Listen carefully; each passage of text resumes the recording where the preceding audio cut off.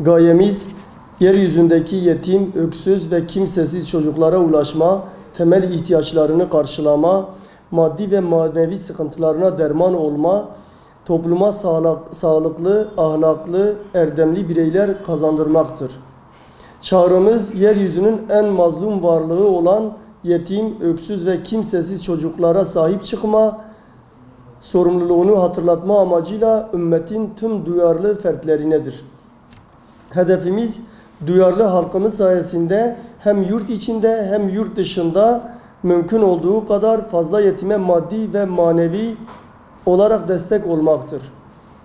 2018 yılı Ramazan ayında 45.460 lira yetim aylığı, 29.800 lira değerinde alışveriş kartları, 141 adet gıda kolisi, 582 kilogram kırmızı et, 443 çocuğu giydirme ve 65 çift ayakkabı dağıtımı yapılmıştır. Yurt içinde yapmış olduğumuz bu yardımların toplamı 143.950 liradır. Arakan ve Filistin'deki yetimlerimize yaptığımız yurt dışı yardımlarımız 45.600 lira değerindedir.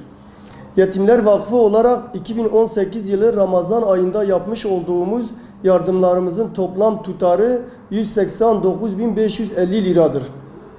2018 yılının devam eden aylarında aynı şekilde Yetimler Vakfı olarak yardımlarımız devam edecek inşallah. Özellikle Ocak ayında başlatmış olduğumuz Bir Gün Değil Her Gün Sıcak Aş adlı kampanyamız çerçevesinde Bangladeş'te bulunan Arakan kamplarında her gün 1500 muhacir kardeşimize sıcak aş yardımı devam etmektedir.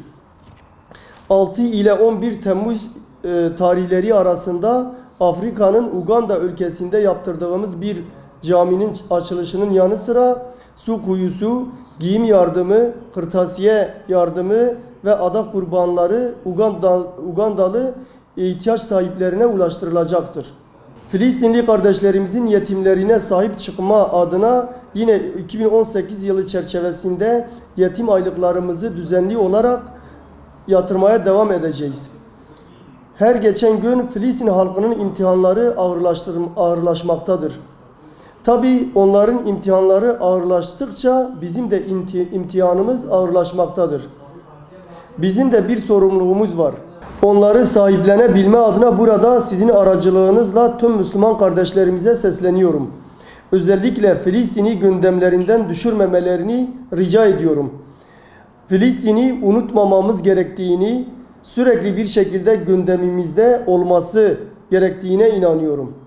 Bu vesileyle tüm hayır sahiplerine yapacağımız ve yapmakta olduğumuz bu kampanyalara, projelere destek verdikleri için teşekkür ediyorum.